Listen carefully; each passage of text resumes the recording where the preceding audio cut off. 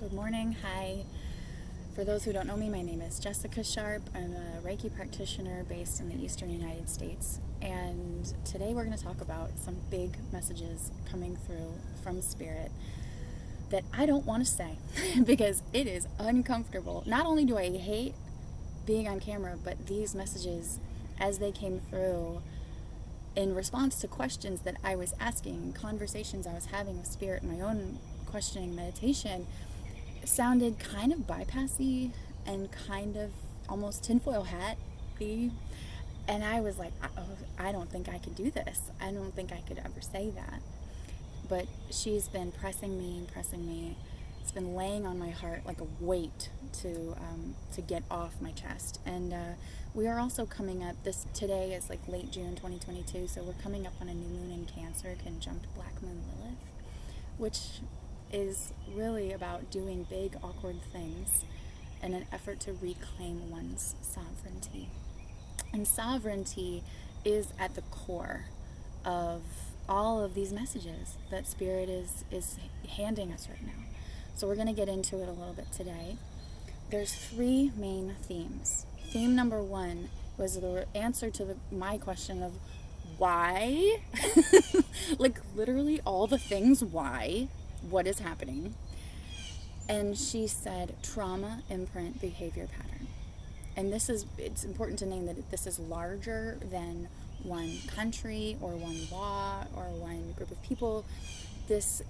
She's saying this is not only like one country, this is planetary, and this is also cosmic. So we're going to go way out, we're going to zoom way out to get real individual. Second answer. Question was, what can we as individuals do to be in this world and to be of service? How can we start to understand ourselves as service givers? And she said, sovereignty is claimed, never awarded. We'll get into that too, but basically it means if you're sitting around waiting for someone else to tell you that you have power, you've already given away the deep power you have. And it doesn't mean that power is now gone. It means changing your mindset to recognize it never left, and that other people do not have power over you. Do want to make a side note that as a person of privilege in a white body sitting in my suburban backyard, I do not like talking about concepts of power and sovereignty because I feel like there's so much that I could be missing. And I am quiet a lot. I don't like being public. I don't like being visible because I'm like, what if I'm wrong, right? Like, what if people come after me? And she said, as you do that, for instance, like as you sit on these messages, as you sit on your truth, you are enacting and living into that trauma imprint behavior pattern, because you're allowing others or you're allowing yourself to think that you're being judged when you haven't even said anything. You're prejudging yourself through others' eyes. Stop doing that. Claim your sovereignty. So there's a lot of ways that this concept of sovereignty is coming up. That's just one of them. We're going to get into all of it. My third question was, what can we do? Like, what can we do not just on a physical and interpersonal level? What are some other things besides voting or signing petitions that we can do? And she said, alchemize the imprint, meaning everything is energy. And these trauma imprint behavior patterns that we find ourselves in by design, we have to also claim sovereignty by realizing that we are powerful enough and uniquely powerful in that we can start to alchemize, dissolve, and kind of transmute these energy forms in the world that are animating other people to do and act in these toxic ways. Now, when she was talking about, she said something about animating. She said trauma imprint behavior pattern is animating people. That's where I was like, this sounds like conspiracy theory, like lizard people and all this stuff. And that's why I was like so uncomfortable. She's like, no, it's not that there's like puppets and shit. Like, it's that people are caught in these mental loops. This trauma imprint behavior pattern is informing people's behavior, and they don't even know why. And so we're going to talk about this, and we're going to start with that. We're going to start with this first concept of trauma imprint behavior pattern. What it means is, we can look at family dynamics to understand this. We can look at interpersonal dynamics to understand this. Let's think of like a family group, a family unit, where there's a lot of toxicity and passive aggression, and there's kind of like when conflict arises, there's always a cycle, right? There's like, this person does something this person doesn't like, and the person yells, this other person storms off, this person cries, so there's silent treatment. Like, that happens, right? And it's like, oh, here we go again, we're in this pattern. Same thing with like romantic partnerships or parent-child dynamics, where it's like always the same thing. How do we keep coming back to this behavior cycle we find ourselves in? That's not just for interpersonal dynamics. What Spirit is saying is that is also global, that is also species-wide. Now, this is where it went way past my comfort zone and into actual like cosmic histories. I'm gonna try to explain what she said.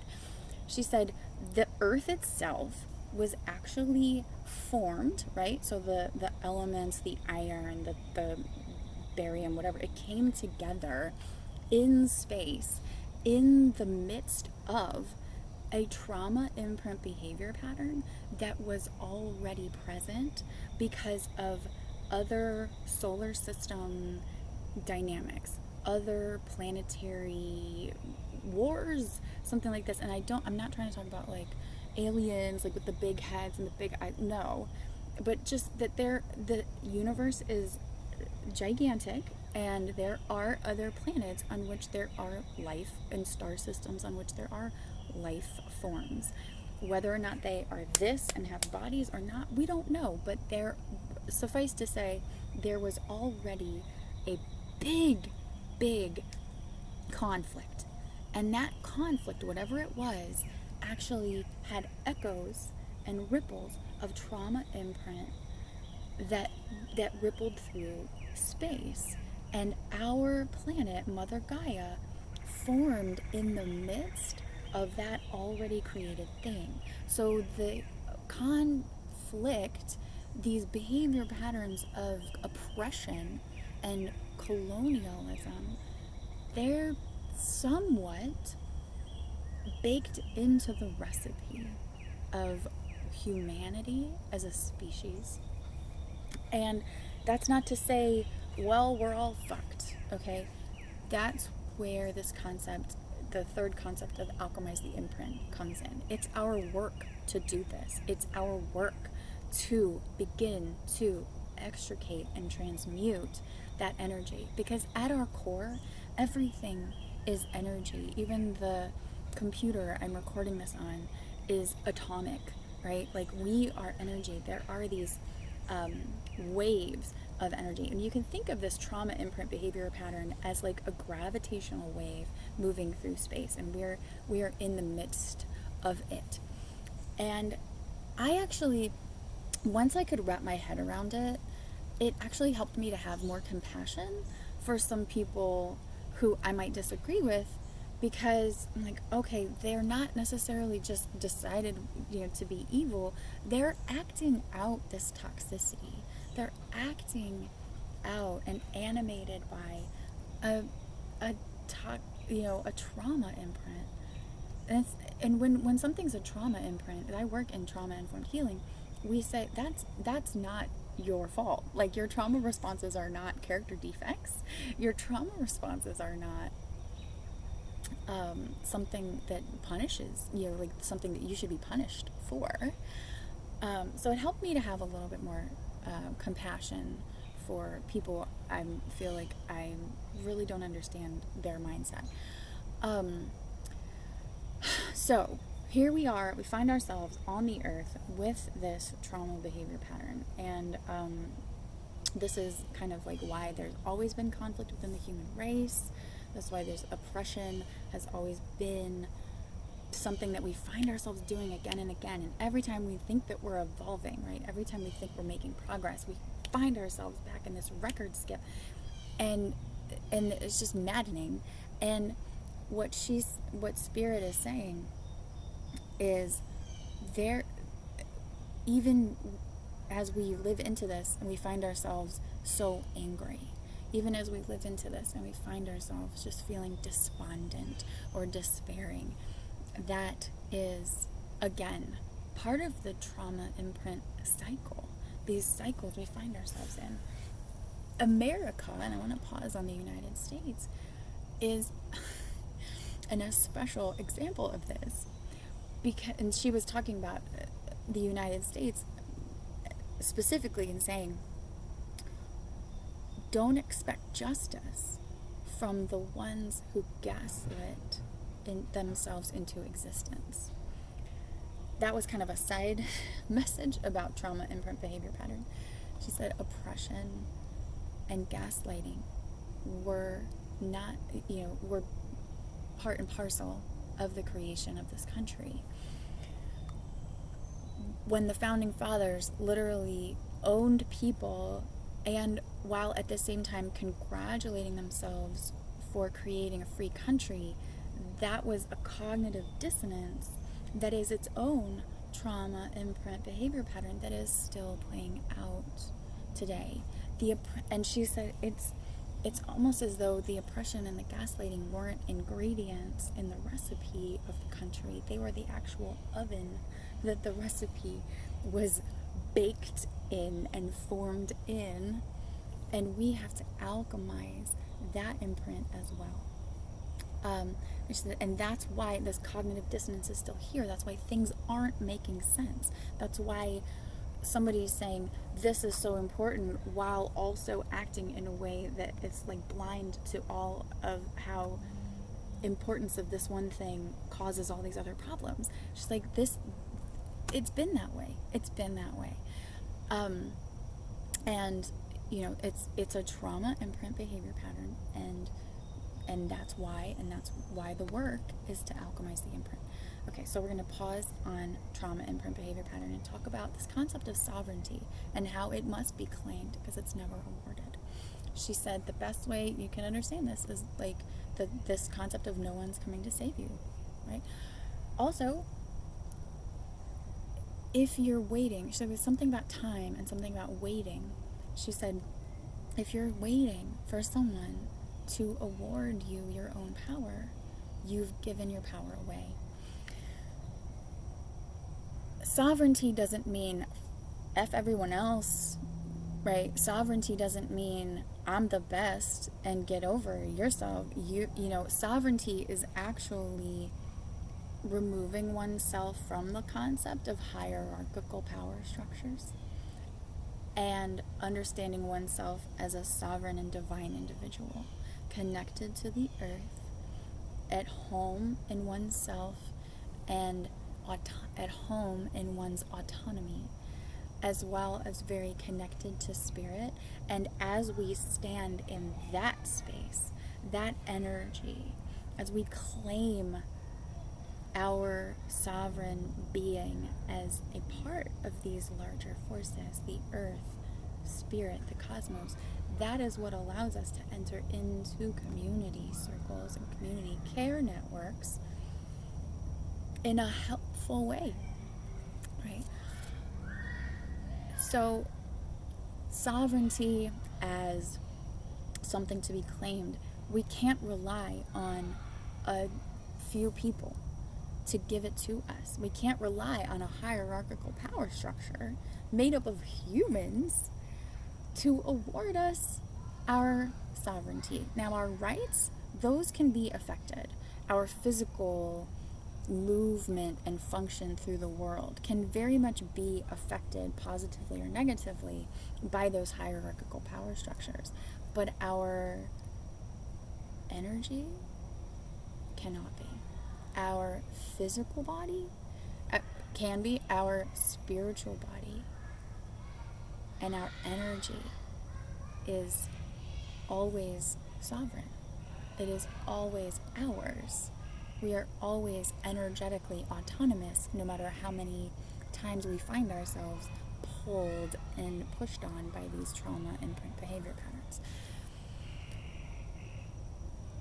Sovereignty also means not waiting for somebody to tell us. There's a lot of kids on the trail behind my house, so you can maybe hear them. It's really fun to hear these excited young voices. I'm distracted. But sovereignty kind of means extricating ourselves from this idea that someone else can tell us what to do as well. Now that can look for you whatever you want it to look like. If you want that to look like aiding and abetting people who are trying to build resource networks, if you want it to look like just saying, I'm not going to follow your concept or your expectations of who I am or what I do as a woman, as a person of color, as a queer person. All of that is about claiming sovereignty. As each individual person claims their sovereignty, the networks actually get bigger and stronger, and past the point where, like, eventually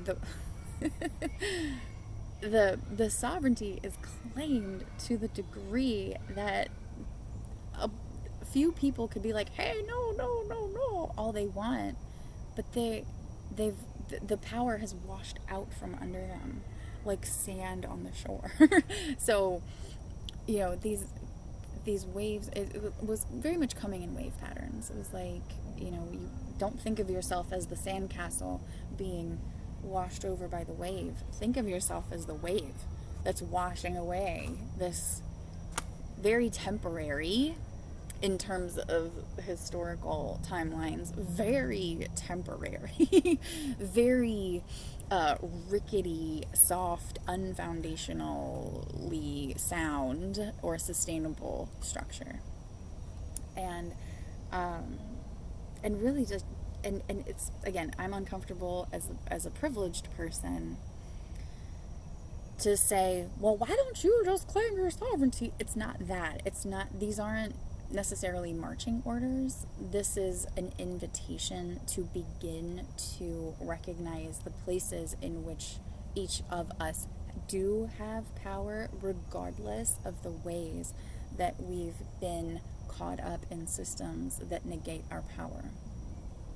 It's an invitation to understand yourself on an individual level as a powerful and divine human being, which really is so necessary for letting go and decoupling really from these toxic power structures. And here's where it gets into the concept of like emotions and like how long do we stay in one space and how long do we let ourselves be, you know, caught up. There was, again, a very uncomfortable message from Spirit that was like, the longer you remain angry and feel as though these people, whoever, governments, groups of people, whoever, can take your power away or can take power away from other people who you're trying to help, the longer you steep yourself in victim consciousness and add to and remain caught up in this trauma imprint behavior pattern. When we are talking about interpersonal family dynamics, right, the black sheep, the cycle breaker, is usually the one that's saying like, I'm not going to play into this anymore. I'm not going to react in the ways that you want me to react. I'm not going to do that. I'm not going to get caught up in your drama. I'm not going to play your mind games. This trauma imprint behavior pattern, awash in our culture, awash in our planet, thrives and functions and powers itself on anger and chaos and discord. And holy shit, are there times where that anger and chaos and discord is a very powerful tool. Yet it is not meant to be the totality of where we stay, because if we stay there, we are living into and powering the engine of the toxic imprint behavior pattern. Claiming sovereignty is a way of saying, wow, you really cannot make me stay in this shitstorm. You really cannot make my energy steep forever, for decades, my entire life, in the stew of trauma imprint that you've created. I refuse. I will not do it. I will claim not only my sovereignty, but I will claim joy.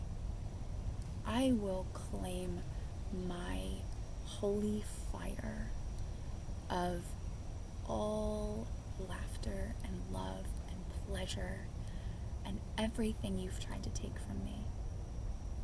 That creates a balance. That creates sustainability. That joy is the lubricant for the engine of progress. So that was another message from her. Don't wait for someone to tell you you can have joy now. Claim it, just as you're claiming your autonomy. Okay, so going on to number 3, third message. Where do we go from here? Alchemize the imprint. This is where I might ask you to, as if I haven't done that enough already, I might ask you to think in terms of energy patterns and actually dissolving holographic realities. It might be a little bit of a stretch, that's okay. You are, as a sovereign being, as a quantum and multidimensional force, an incredibly powerful creator. You have the power within you right now, as you're watching this, to begin to affect and shift and move and conduct the energy around you. And I hope to God that you do it in a way that's ethical. Because there are, as we find ourselves in the trauma imprint, there's a lot of people who are, just kind of stuck in the trauma loop. And, we're not going to fight fire with fire, as in we're going to cause more trauma to fight trauma. We are actually going to say, no, I'm powerful enough that I don't have to fight back by creating more conflict and more trauma. And I'm not saying we're talking on an energetic and spiritual level. Right now, we're not talking about physical level. We're not talking about relationship level. We're talking about actual energy, okay? These gravitational waves flowing through the universe. Think of them like, almost like strings, holographic imprints, right? I'm trying to describe the way it's coming through in my mind, as though there's like strings. Let's stick with strings. There's strings that are all over us and they're surrounding the planet with this big, cosmic stew that we find ourselves having been created into. And there's also like smaller ones around us. And as we move through the world, the fabric of space-time, they are shifting and moving with us. And there's trauma in those strings. The strings are powered by the engine of trauma. They're animated and keeping us tied in the web of trauma. If I were to give you, let's think of it as a spider web. If I were to give you a magic wand and you could tap the spider web and it would just disappear, I want you to know that you don't need a wand. You don't need something outside of you to make that a reality. You have all the power inside of you to actually do that. That is the true alchemy. That is true transmutation. That is the true work of our lives, is to break toxic cycles. Not just the ones in our physical world surrounding us, but energetically the ones that are informing the larger patterns of our whole planet you can just say, I alchemize this. I send it back to the light, whatever language you want to use. I like to sometimes work with Ho'oponopono, the Hawaiian forgiveness prayer. Definitely Google Hawaiian forgiveness prayer if you want to know more about what I'm saying. I recommend wisdomweavers.com because they have great videos and resources from actual Polynesian kahunas explaining the concept of the Hawaiian forgiveness prayer. It is a neutralizing ritual. It's neutralizing energy of discord, and it's very simple. It goes, I'm sorry, please forgive me, I love you, thank you. I'm not going to get too far into how it works today because that's not the subject of this video. I will in a later video, but I like to use Ho'oponopono to neutralize this imprint. And we don't have to, this isn't something that like we're going to be a one and done light switch thing. It's something that's going to probably be the work of decades and lives and lifetimes maybe. But I want to lay that foundation for you if you're ready for it. Or understanding yourself as this powerful. Also understanding that humanity, it's so hard to feel into or trust or resonate with the idea of humanity being innately good when things feel so awful. And that's really what Spirit is kind of, I think that's why she's pulling out so far back to show us, like, this is something we find ourselves in. This is something we've evolved into and been born into. Just like, as a species, right?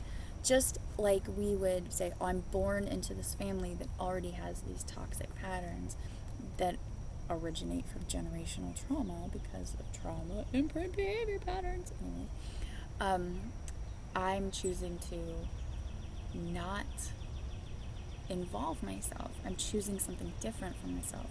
As I extricate myself from that toxic pattern, I break the bonds. I alchemize the imprint. Whatever that looks like. She's asking us to do the same thing for our brothers and sisters outside of our own family, outside of our own towns and neighborhoods, to do it for humanity as a whole, and to do it with the remembrance that even the ones, and this is where it gets, kind of hard, even the ones who are so steeped and animated by the trauma imprint behavior pattern are just caught in a web, and we can have compassion for the level to which they themselves have given over their own power to this trauma imprint in a desperate attempt to try to wrest it back for themselves. They are disempowering others. Again, larger than any one law or Supreme Court decision or one country, we can have compassion for that level of powerlessness and that level to which they are caught in that trap. We don't have to be caught in that trap. We can understand ourselves as sovereign beings. In doing so, we claim not only our autonomy, but our divine right to help others find their power and autonomy. That's where we begin to show up in our circles and do the important work of making sure everyone belongs and everyone has resources and everyone has resources whether or not they have rights.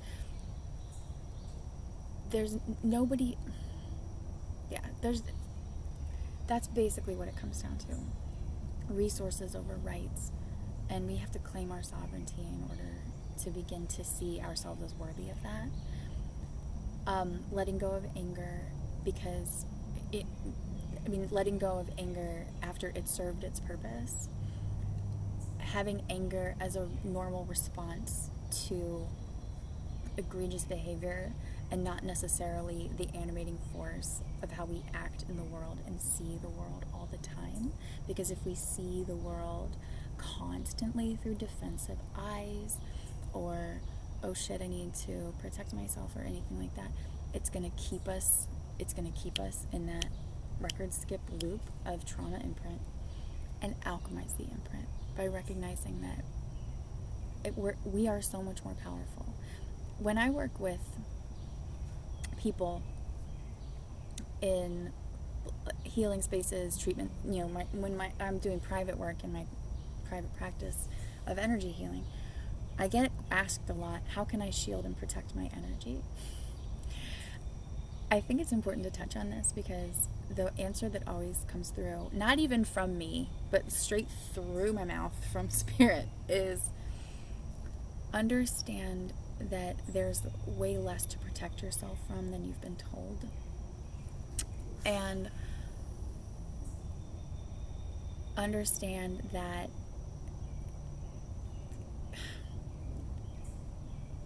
I'm sorry, I'm losing it a little bit. Now I'm like, hey, what was that thing you said? And it's not coming. But basically that we shield and protect our own energy by recognizing how innately powerful we are, and letting go of the notion that there could be something that would fuck with us energetically to the level that it could affect us. And this is like a whole nother video I should make, but believing that someone has power over you is really that's really the concept that you need to be shielding and protecting yourself from. Because when you do think that, oh no, I'm in danger, I have to shield and protect my energy, you open yourself up to being in need of shielding and protecting, because you already are playing into that imprint of, oh no, I'm in danger. So when we apply this concept to governments, to communities, things like that, recognize that, like, the power of the well-placed eye roll of like, oh, you thought you had power over me? Well, okay, you tried it.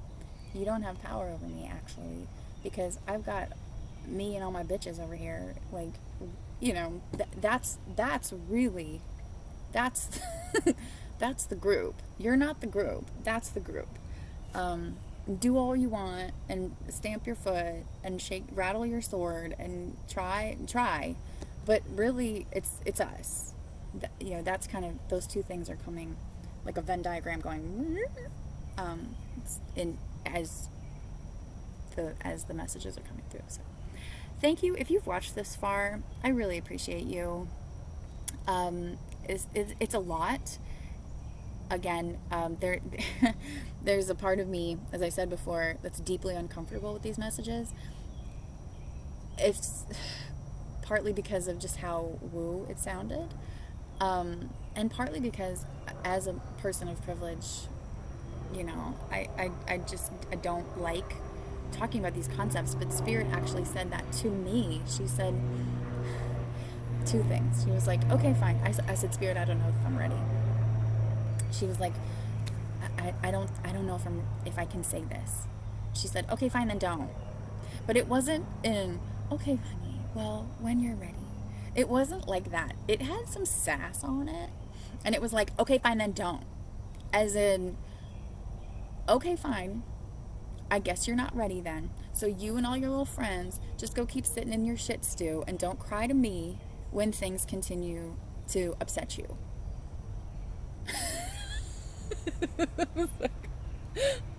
Okay.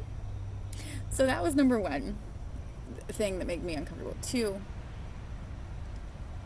I think I might have said this already, but like, I get weird about being wrong. I get weird about being vulnerable. I get weird about being prejudged. Not communicating clearly, not being able to interpret literally the pictures. It's mostly pictures with a couple of words like coming through from her. into a viable message that would make sense for not just me, but for all people. That's really freaking scary. But again, she was like, you have to claim your sovereignty. Claiming sovereignty includes speaking up. Claiming sovereignty includes not just standing in your own power, but standing in your own truth. And once you're there, communicating. And with the new, bring it full circle, with the new moon in Cancer, conjunct Black Moon Lilith, sometimes it's going to feel awkward. And sometimes you're not even going to get it right. Sometimes there are going to be people who are like, that was shit. But it's not supposed to be perfect all the time. And to prejudge yourself into silence is yet another way that this trauma imprint behavior pattern keeps itself going. And speaking up, speaking out, tapping those spiderweb strings with our power, and just saying, you have no power over me, Goblin King. Get out of here. You know, we're alchemizing the imprint. That's the work. That's the work. So thank you for staying with me for the last 36 minutes and 30 seconds. I love you. I hope that you are taking care of yourself. I'm sending you so much love. This is timely but also timeless. So please understand that if you're watching this video right now, I am creating a bubble and a cocoon of love that is surrounding you, that is nourishing, anchoring into whatever part of you you're willing to let it touch. It's there for you when you need it. And it is informed by so much love, so much sovereignty, so much divinity for you. I love you, and have a wonderful day.